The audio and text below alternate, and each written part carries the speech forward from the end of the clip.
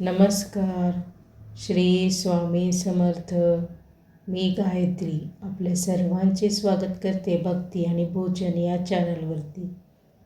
आशा करते की आपण सर्वजण स्वस्त आहात आणि मस्त आहात. आजच्या या भक्तिमय प्रवासात आपण जाणून घेणार आहोत रथसप्तमीबद्दल. रथसप्तमी, जिला सूर्यजयंती म्हणूनही ओळखले जाते, हा दिवस केवळ एक सण नाही, हा आहे अंधारावर प्रकाशाचा विजय, दुर्बलतेवर तेजाचा विजय आणि थकलेल्या मनाला नवसंजीवनी देणारा दिवस. रथसप्तमी म्हणजे सूर्यनारायणाने आपल्या दिव्य रथातून संपूर्ण सृष्टीला प्रकाश देण्याची सुरुवात केलेला तो पावन क्षण. या दिवशी ऊर्जा जागृत होते, आरोग्याची प्रार्थना होते आणि आत्मा उजळतो. सूर्यनारायणाच्या कृपेने आपले जीवन उजळावे, मन प्रसन्न व्हावे, देह निरोगी राहावा आणि प्रत्येक दिवस आशा व सकारात्मकतेने भरलेला असावा, हीच या कथानाची मनपूर्वक प्रार्थना. रथसप्तमी. रथसप्तमी माघ महिन्यातील शुद्ध सप्तमी तिथीला साजरा होणारा एक अत्यंत पवित्र आणि ऊर्जा जागृत करणारा दिवस. हा तो दिवस आहे ज्या दिवशी सूर्यनारायणाने आपल्या दिव्य रथातून संपूर्ण सृष्टीला प्रकाश देण्याची सुरुवात केली, अशी आपली श्रद्धा आहे. पुराणांमध्ये वर्णन येते की सूर्यदेव आपल्या सुवर्ण रथात विराजमान होतात. या रथाला असतात 7 तेजस्वी घोडे आणि त्या रथाचे सारथी असतात अरुण. हे दृश्य केवळ कल्पना नाही, ते एक प्रतीक आहे. सुवर्ण रथ म्हणजे अखंड प्रकाशाचा प्रवास, 7 घोडे म्हणजे जीवनाच्या 7 दिशा, सप्तरंग आणि वेळेचे 7 दिवस, आणि अरुण तो म्हणजे पहाटेचा लालसर प्रकाश, जो अंधाराला हळूहळू दूर सारतो.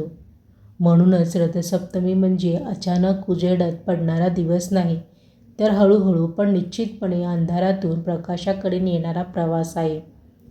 हा दिवस आपल्याला सांगतो, जसं सूर्य रोज उगवतो तसंच आपलाही आयुष्य नवीन सुरुवात शक्य आहे. आज अडचण असेल तर उद्या प्रकाश आहे, आज थकवा असेल तर पुढे ऊर्जा आहे. रथसप्तमी हा केवळ धार्मिक सण नाही, तो आशाचा, सकारात्मकतेचा आणि नवचैतन्याचा संदेश आहे. हा दिवस म्हणजे अंधारावर प्रकाशाचा विजय, दुर्बलतेवर तेजाचा विजय आणि थकलेल्या मनाला पुन्हा उभं करणारा दिवस. आता या प्रकाशाचा उगम कुठून झाला, सूर्यदेवाचा जन्म कसा झाला, ही कथा आपण पाहणार आहोत. आता आपण त्या दिव्य क्षणाकडे वळूया, ज्या क्षणाला सूर्यजयंती म्हणून ओळखले जाते. पुराण कथानुसार महर्षी कश्यप आणि माता अदिती हे देवताचे आद्य मातापिता मानले जातात. अदिती म्हणजे असीमत्व, करुणा आणि मातृत्व, आणि कश्यप म्हणजे तप, संयम आणि सृष्टीची रचना. या दोघांच्या तपस्येतून प्रकट झाले सूर्यनारायण. ज्या क्षणी सूर्यदेवांचा जन्म झाला, त्या क्षणी संपूर्ण सृष्टी अद्भुत तेजाने उजळून निघाली. आकाश स्वच्छ झालं, दिशा प्रकाशमान झाल्या आणि सृष्टीला मिळालं प्राण देणारं तेज. त्या क्षणी देवतांनी केलेली स्तुती, ओम आदित्याय नमः, ओम भास्कराय नमः, ओम दिवाकराय नमः. सूर्यदेव म्हणजे केवळ एक ग्रह नाही, ते आहे जीवनाचा श्वास, देहातील उष्णता आणि मनातील चेतना. सूर्य नसेल तर दिवस नाही, पिकं नाही आणि जीवनही नाही. म्हणूनच वैदिक संस्कृतीत सूर्याला प्रत्येक देवाचा साक्षात्कार म्हटलं जातं. आपण जे काही करतो, जे काही बोलतो, जे काही सण करतो, सूर्य त्याचा साक्षी आहे. आदित्य हृदयं पुण्यं सर्वशत्रुविनाशनम, जयावहं जपम नित्यं अक्षयं परमं शिवम. हा श्लोक भीती दूर करतो, मन स्थिर करतो आणि आत्मविश्वास जागृत करतो. म्हणूनच रथसप्तमीच्या दिवशी सूर्यपूजा केली असता केवळ बाह्यप्रकाश नाही, तर आतल्या अंधारावरही तेज पडतं, अशी श्रद्धा आहे. रथसप्तमी हा केवळ कथा सांगणारा दिवस नाही, तो अनुभव देणारा दिवस आहे.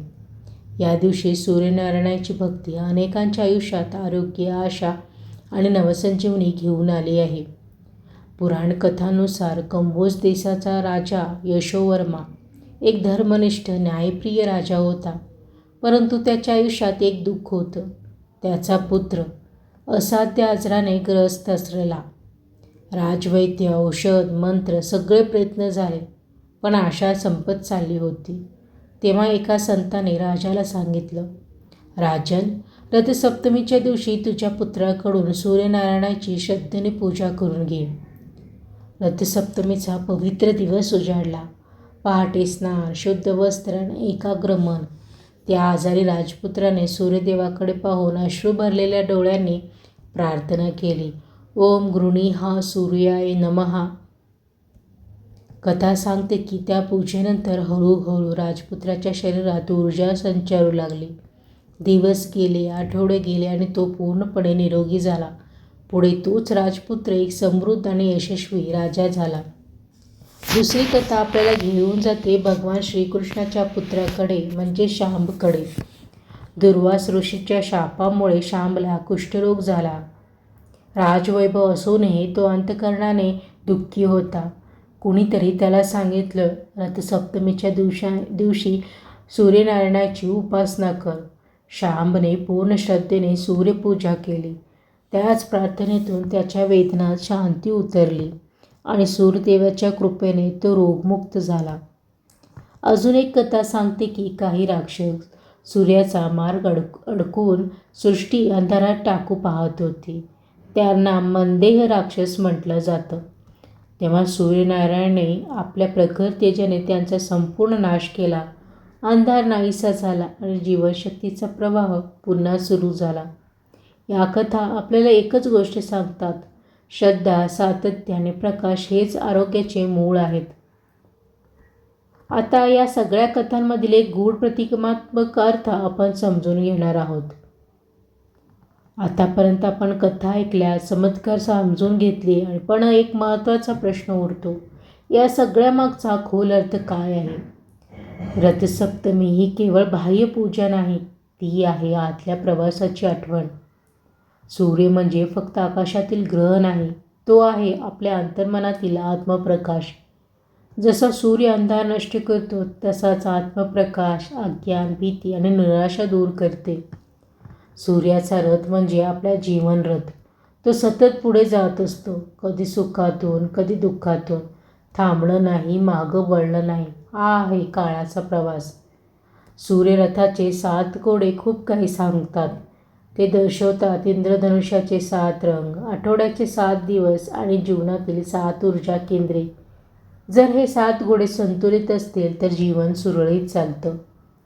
रथाचा सारथी अरुण म्हणजे पहाट. अंधार आणि प्रकाश यांच्यामधील ती नाजूक अशी रेषा. अरुण सांगतो, अंधार कितीही गडद असला तर पहाट येणारच. ओम भास्कराय विद्महे दिवाकराय धीमहि तत्र सूर्यः प्रचोदयात्. रथसप्तमी आपल्याला शिकवते, स्वतःच्या जीवनरथाचा सारथी आपणच आहोत. घोडे आवरायचे, दिशा ठरवायची आणि प्रकाशाकडे जायचं. आता आपण जाणून घेऊया रथसप्तमीला आरोग्य सप्तमी का म्हणतात. रथसप्तमीला आरोग्य सप्तमी असेही म्हटले जाते, कारण सूर्यनारायण फक्त प्रकाश देत नाही तर ते आरोग्य देखील देतात. आपल्या शास्त्रानुसार सूर्य हा आपल्या शरीराचा ऊर्जा केंद्र आहे. हाडे, स्नायू, पचनशक्ती आणि आरोग्य प्रतिकारक शक्ती सगळ्यांचा मूळ स्रोत सूर्य आहे. रथसप्तमीच्या दिवशी पहाटे लवकर उठून 7 अर्क म्हणजेच रुईच्या पानासह स्नान केले जाते. श्रद्धा अशी आहे की हे स्नान 7 जन्माचे पाप नष्ट करते आणि शरीर मन शुद्ध करते. हे केवळ धार्मिक कर्म नाही तर एक आत्मशुद्धीची साधना आहे. पहाटेचा सूर्य, थंड पाणी आणि मनातील प्रार्थना हे सगळं मिळून मनाला विलक्षण शांती देते. यावेळी म्हटला जाणारा सूर्यमंत्र ओम गृणीहा सूर्याय नमः हा मंत्र शरीरातील दुर्बलता दूर करतो, मनातील नकारात्मकता कमी करतो आणि आत्मविश्वास जागृत करतो अशी श्रद्धा आहे. सूर्य उगवता मन उजळे, रोग दुःख सारे पळे. नित्य स्मरण सूर्यनारायण, देई आरोग्य देई जीवन. आरोग्य सप्तमी आपल्याला सांगते, आरोग्य म्हणजे केवळ रोग नसणं नाही तर मन, शरीर आणि आत्मा या तिन्हीचा समतोल. आता आपण जाणून घेणार आहोत रथसप्तमीच्या त्या दिव्य स्थळाकडे जिथे हा सण अत्यंत भव्य स्वरूपात साजरा केला जातो, तो म्हणजे तिरुमला. रथसप्तमीचा दिवस तिरुमलामध्ये अत्यंत भव्य आणि अलौकिक स्वरूपात साजरा होतो. इथे या दिवसाला एकदिवसीय ब्रह्मोत्सव किंवा अर्धब्रह्मोत्सव असे म्हटले जाते. तिरुमलामध्ये अशी श्रद्धा आहे की सूर्यदेव हे भगवान विष्णूच्या तेजाचे रूप आहेत. या दिवशी सूर्यनारायण स्वतः श्री व्यंकटेश्वराच्या चरणी नतमस्तक होतात असे मानले जाते. म्हणूनच या दिवशी उत्सव केवळ सूर्यापुरते मर्यादित नसतो, तर तो विष्णू भक्तीशी एकरूप झालेला असतो. श्रीनिवासं महाविष्णुं वेंकटाचलवासिनं प्रणमामि जगन्नाथं देवदेवं दयानिधिं. सूर्याच्या रथातील 7 घोड्याचे प्रतीक म्हणून तिरुमलामध्ये मलयप्पा स्वामी एका दिवसात 7 वेगवेगळ्या वाहनावर दर्शन देतात. सूर्योदयापासून रात्रीपर्यंत हा दिव्य प्रवास सुरू असतो. सूर्यप्रभावाहन. पहाटे सूर्याच्या पहिल्या किरणासह तेज, आरोग्य आणि जागृतीचे प्रतीक. छित्रशेष वाहन. सर्पशक्ती, स्थैर्य आणि संरक्षण. गरुड वाहन. धैर्य, वेग आणि भक्ती. हनुमंत वाहन. बल, सेवा, निष्ठा. चक्रासन. स्वामी पुष्करणीमध्ये सूर्यदर्शन चक्राचे पवित्र स्थान होते. हे स्नान संपूर्ण सृष्टीच्या शुद्धीचे प्रतीक मानले जाते. कल्पवृक्ष वाहन. इच्छापूर्ती आणि आशेचे प्रतीक. सर्व भूपाल वाहन. भगवान सूर्य लोकांचे अधिपती आहेत ही जाणीव. चंद्रप्रभा वाहन. रात्री शीतलता आणि शांततेसह उत्सवाचा निरोप. असे मानले जाते की एका दिवसात 7 वाहनाचे दर्शन हे पूर्ण 9 दिवसाच्या ब्रह्मोत्सवाइतके पुण्यदायी असते. आरोग्य, शांती, समाधान आणि भक्तीचा अमृत अनुभव देव भक्तांना प्रदान करतात. रथसप्तमी म्हणजे अंधारावर प्रकाशाचा विजय, दुर्बलतेवर आरोग्याची प्रार्थना आणि जीवनात भक्तीची जागृती. हा दिवस आपल्याला शिकवतो, सूर्य जसा रोज उगवतो तसंच आपल्या आयुष्यातही आशेचा प्रकाश नेहमी उगवू शकतो. सूर्यनारायणाची कृपा आपल्या सर्वांवर सदैव राहो. आपले जीवन तेजस्वी होवो, मन शांत राहो आणि आरोग्य लाभो. ही माहिती आवडली असल्यास भक्ती आणि भोजन या चॅनलला शेअर करायला, कमेंट करायला, लाईक करायला आणि सबस्क्राईब करायला विसरू नका. माहिती देताना काही माहिती चुकीची गेली असल्यास मी तुम्हा सर्वांशी माफी मागते. मी गायत्री आपल्या सर्वांचा आता निरोप घेते. पुन्हा भेटूयात नवीन भक्तिमय प्रवासासह. तोपर्यंत नमस्कार. श्री स्वामी समर्थ.